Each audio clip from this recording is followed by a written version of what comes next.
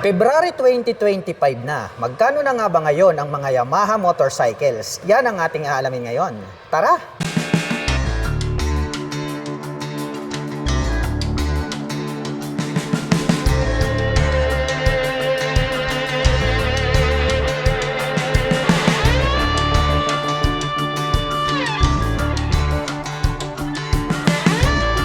Ito po yung kanilang pinakabagong Yamaha PG1. Wow, napaka-astig, no? Classic na classic talaga. Ito pong kanyang datingan. Ayan, oh, mapapansin nyo, ito pong kanyang gulong is naka dual purpose pattern tires dahil naka-design talaga itong motorcycle na ito pang rough road. At ang presyo po pala nito pong kanilang Yamaha PG1 ay nagkakahalaga po ito ng 96,400 pesos. At kung balak mo naman pong kumuha ng hulugan, ay kailangan mo lang pong mag-down payment dito ng 11,800 pesos. Pagdating naman po sa mga 155cc category na scooter, nandirito naman po itong kanilang Yamaha Aerox 155. Ito po S version po ito. Mayroon po sila ritong glossy black at mayroon naman po silang white color doon po sa bandang harapan. So unahin po natin ito pong kanilang S version or special edition. White color po ito at napaka-astig talaga nito pong kanyang headlight design. Ito pong S version is mayroon po siyang ABS para po sa kanyang front braking system. So mayroon na siyang anti-lock braking system. Yun po yung pagkakaiba niya sa standard. At ang presyo naman po nito pong kanilang Yamaha Aerox S version ay nagkakahalaga po ito ng 146,000 pesos. At kung balak mo naman pong kumuha ng hulugan ay kailangan mo lang pong mag-down payment ng 19,800 pesos. At ito naman pong kanyang katabi, ito naman po yung kanilang standard version. Gray color naman po ito.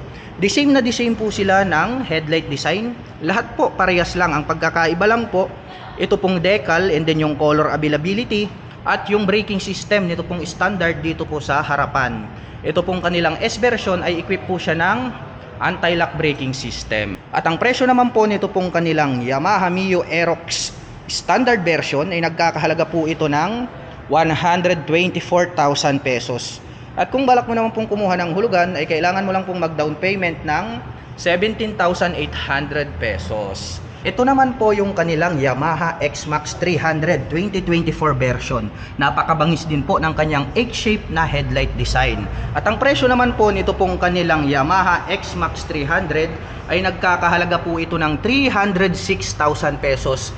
At kung balak mo naman pong kumuha ng hulugan ay kailangan mo lang pong mag-down payment ng 41,615 pesos. Ito po pala yung kanilang Yamaha XSR 155. Meron po silang 2 color available dito. Meron silang silver and then ito pong sky blue color. Kaya kung naghahanap po kayo ng classic na semi big bike, available po ito. At ang presyo po pala nito pong kanilang Yamaha XSR 155 ay nagkakahalaga po ito ng 182,000 pesos.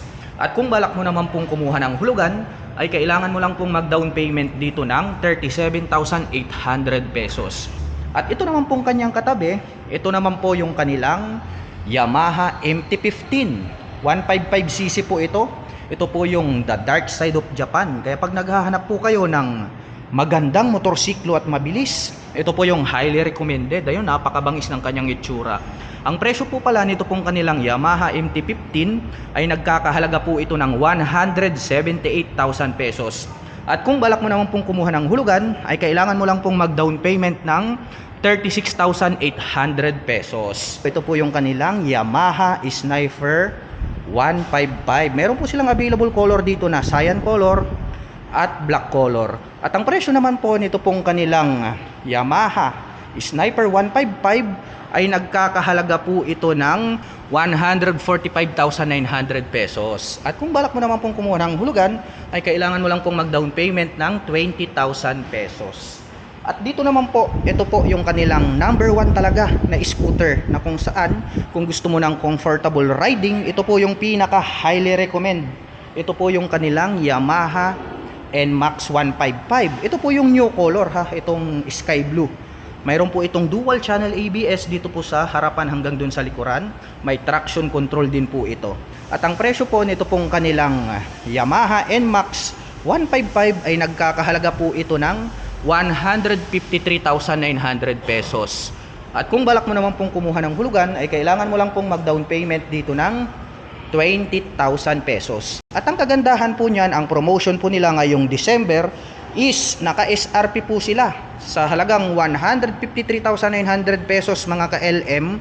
Free na po yung 3 years registration. Kaya samantalahin nyo dahil napakaganda po ng kanilang promotion ngayong December.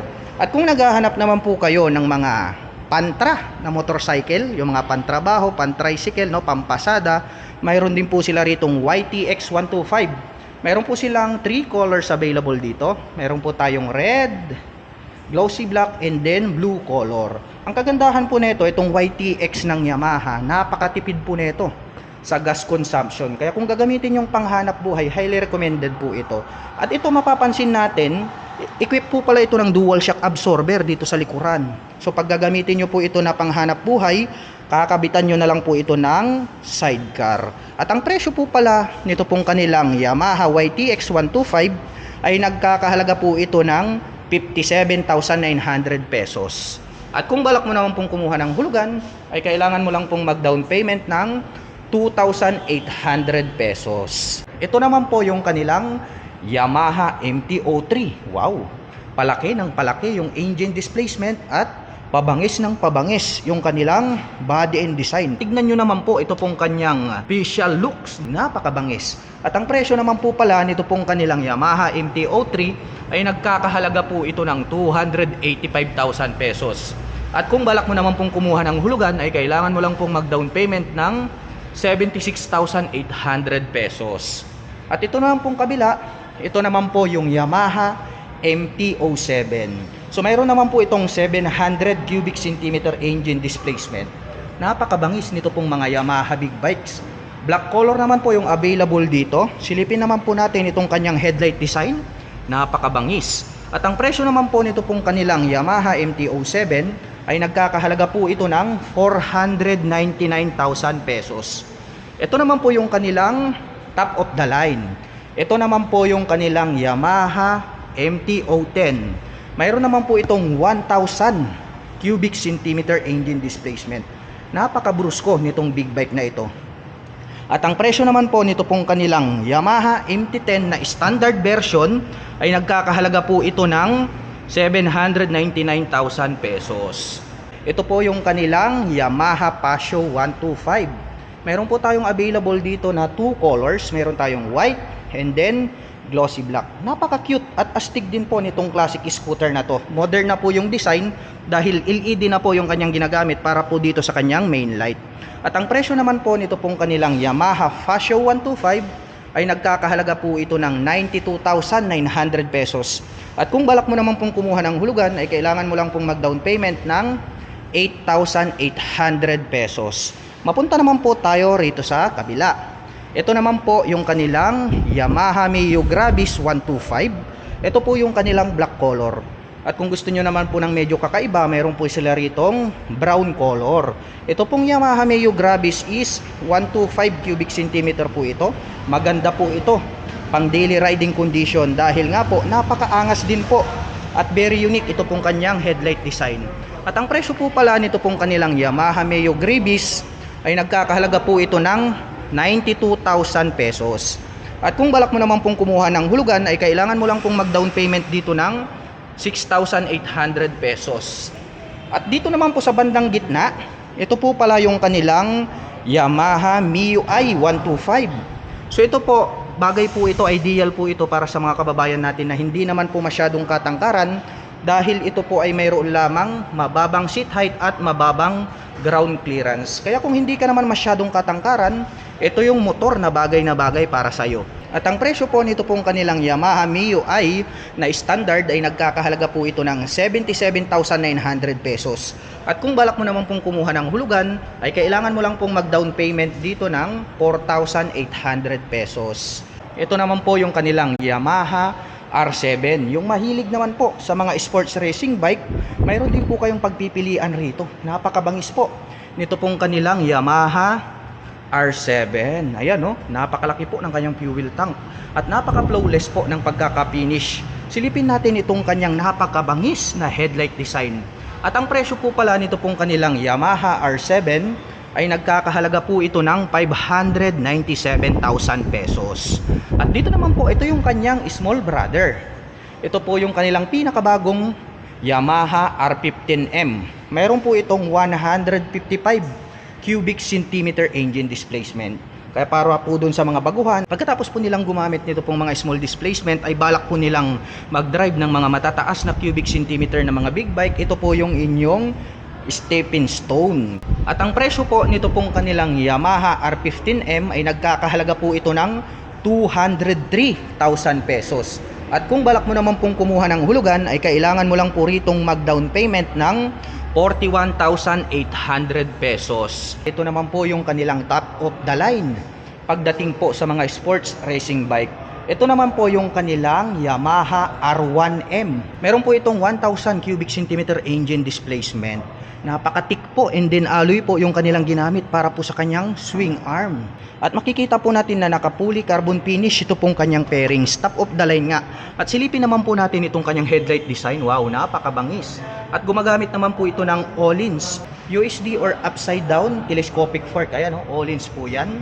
At ito pong kanyang rear shock absorber or rear suspension, gumagamit din po yan ng Öhlins. At ang presyo po pala nito pong kanilang Yamaha R1M ay nagkakahalaga po ito ng 1,689,000 pesos. Ito naman po yung kanilang Yamaha XSR 900. Meron po silang 2 color available dito. Meron po silang blue color, and then meron po tayong glossy black. Napakaastig po ng design nito pong Yamaha XSR 900. At ang presyo naman po nito pong kanilang Yamaha XSR 900 ay nagkakahalaga po ito ng 729,000 pesos. Dito po sa harapan, may makikita po tayo rito na Yamaha Gear. Ito po yung standard version. Maganda po ito gamitin pang araw-araw at matipid din po ito sa gas consumption. Ang presyo naman po nito pong kanilang Yamaha Mio Gear na standard version ay nagkakahalaga po ito ng 79,400 pesos. At kung balak mo naman pong kumuha ng hulugan, ay kailangan mo lang pong mag-down payment ng 4,800 pesos. Ito pong Mio Gear nila, mayroon po itong special edition. Nandirito naman po siya sa kabila. So ang pagkakaiba lang po nila, ito po is mayroon po siyang stop start system. And then yung kanya pong upuan, makikita natin yung seat cover is brown color, yung standard is black color. At ang presyo naman po nito pong kanilang Yamaha Mio Gear S version ay nagkakahalaga po ito ng 84,400 pesos. At kung balak mo naman pong kumuha ng hulugan, ay kailangan mo lang pong mag-down payment ng 4,800 pesos. At para naman po sa mga nakapanood ng video na ito at interesado pong maglabas ng mga Yamaha motorcycles, ay maaari nyo po akong i-PM at i-message. At ako na din po yung magbibigay sa inyo ng pinakamalapit na Guanzon Yamaha dealers sa inyong lugar, para hindi na rin po kayo mahirapan. Hanggang sa muli, kita-kits po tayo sa mga susunod na scooter updates. Bye-bye!